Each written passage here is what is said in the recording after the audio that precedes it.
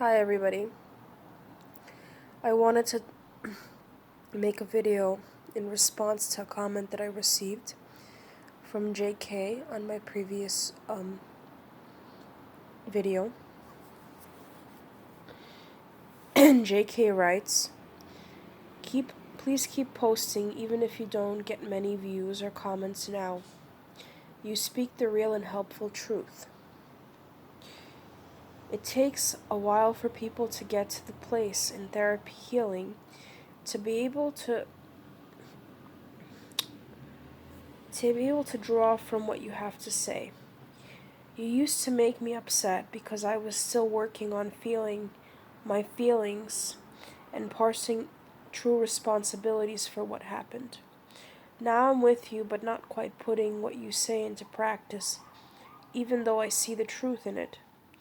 I'm tired, but I do know that only I can do it, and if I don't, I will be stuck, because now I am an adult.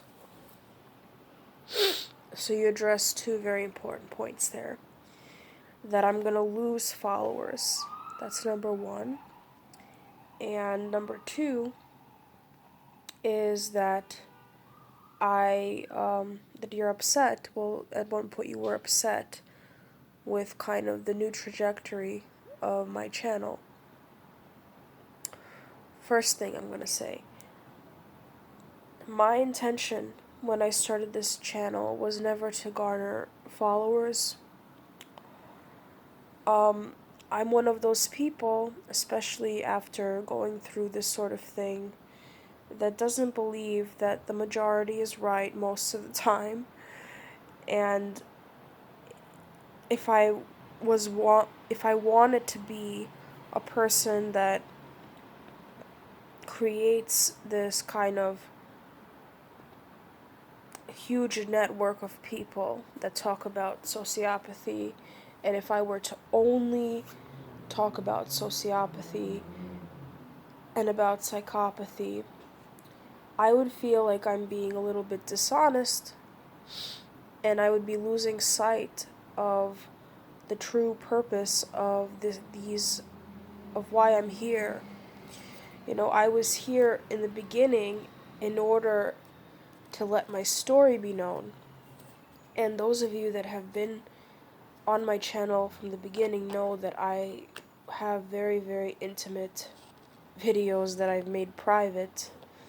Not intimate in the erotic sense, but kidding. But in the sense of like, in the beginning I shared my story up and down. I talked about everything. And the reason why I did so was because it had a therapeutic value. Because in the beginning, and what most people don't understand when they see people that are traumatized, is that grieving involves talking a lot, almost incessantly and hysterically about not being heard.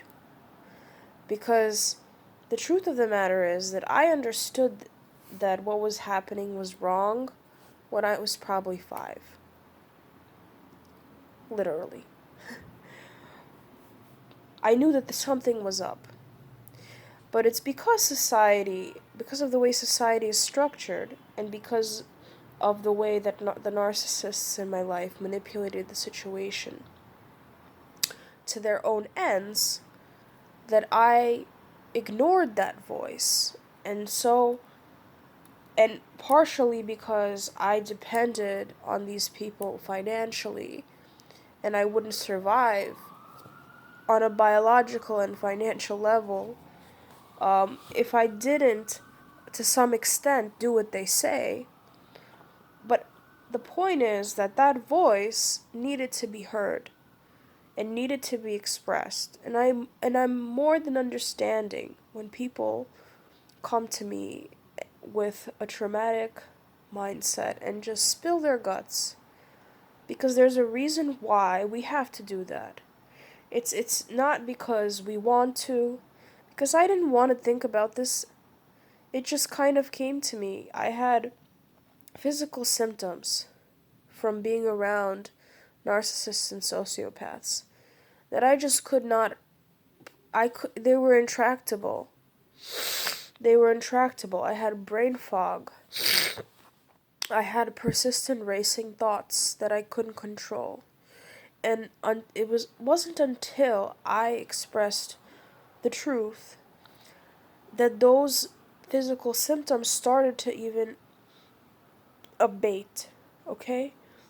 And given that there's so much misunderstanding and miscommunication in society about psychological abuse, there's hardly even an understanding of what it can do, a knowledge or understanding of what it can do.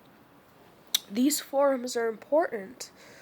These forums are very important, and I'm not going to be a hypocrite and say that I wasn't in this place of being completely hell-bent on exposing these people, witch hunting them, seeing them for who they are, being obsessed about the behaviors that they have, confronting them about these behaviors.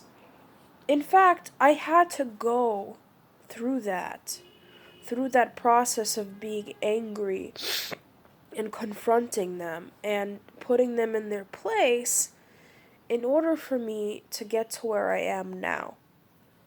It would have been impossible for me to just jump over all of those hurdles in one shot, because the point is that the past is so riddled with lies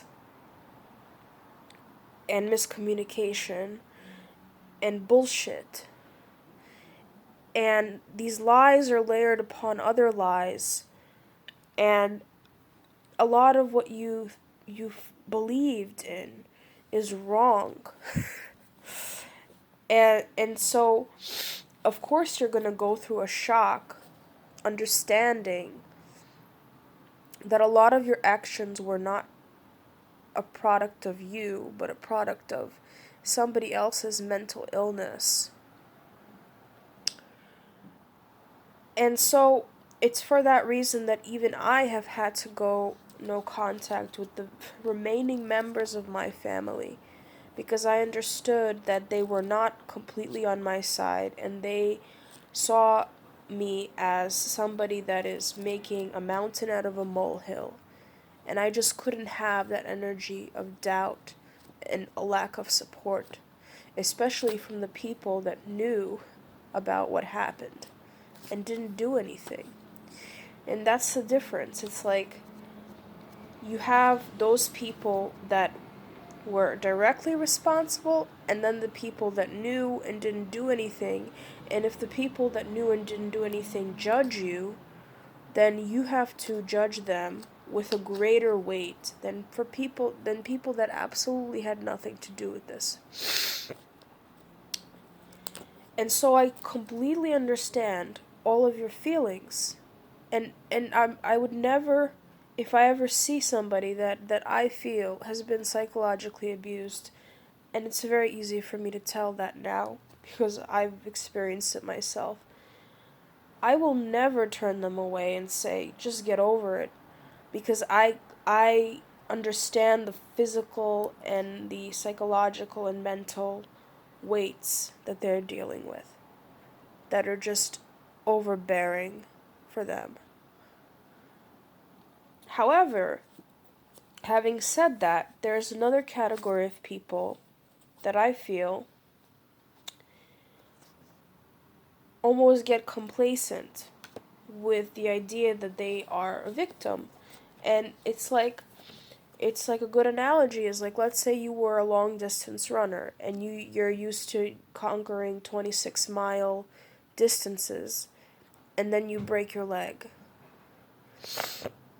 You can't run, and then somebody's coming up to you and hitting you in the head and telling you, why can't you run? Why can't you run?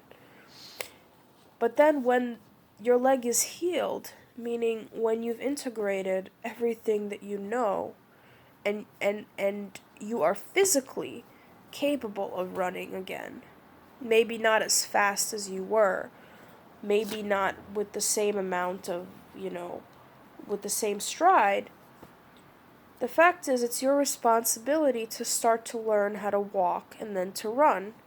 Because if you don't do that, then your broken leg won. You know what I mean? It's like it takes a while to get to this point. But I don't find myself thinking about them anymore. I find myself naked almost and wondering who I am and wanting to fill that space of who I am today and who I want to be. And what sort of inspiration do I really want to take from what the past was, than worrying about them, because I got them figured out. I've got them figured out from top to bottom, from side to side. And I don't care if I lose followers, because my only intention from the outset has been to help people. And I've evolved, and that's a given. And I want everybody here to evolve. I want everybody to have the tools at their disposal to understand what happens next. Because it's like after these relationships, you feel like you are cold. You're in like the rain, and you're completely naked. And so the reason why you're naked is because so much of your life has been enveloped in narcissism. But at the same time, it's like you need to put on a coat, you need to put on shoes, like you need to put layers onto yourself that make yourself feel warm and safe and happy with yourself. And you have to be comfortable with putting on those layers. And that's the real challenge. It's getting over the fear of being comfortable with growing and evolving as a person and doing what you want. Because if you don't do what you want, then there's that residual fear that they've implanted into you, that if you do what you want, you will something bad will happen to you. And lately I've been reflecting a lot on my maternal grandfather who's passed away. And I only knew him for a brief time because he passed away when I was 12. But he really loved me. And so, it's like, I need him to win because he wouldn't want me to be unhappy. He wouldn't accept what the narcissist did. And I know that not all of you have the luxury of thinking on like a family member or a mentor in your past that has really, really touched you, but he's one of those figures. And now I'm reflecting like every day about him and what he would want me to do and what he would want me to say, and that's just a sign of me getting better. That's a sign of me understanding who really loved me and who really doesn't love me. Even within my family today, that the family that is alive in the Ukraine. Part of the reason why we discuss this topic is because we want to add value to ourselves. So if you're feeling mad at me right now, I'm sorry. I'm sorry. It's not my intention. And I really want to help you, people. And I really want to help you. And you will get there. Like, that's my main... You will get there. It's not easy to get out of these relationships. And it's not easy to rebuild your life. But it's possible. And it's the only option you really have at the end of the day. And by default, any narcissist in the world will suffer if you grow. If you create, if you evolve, if you do anything for yourself, they're already failing. That's That's the default. So just think about what I said and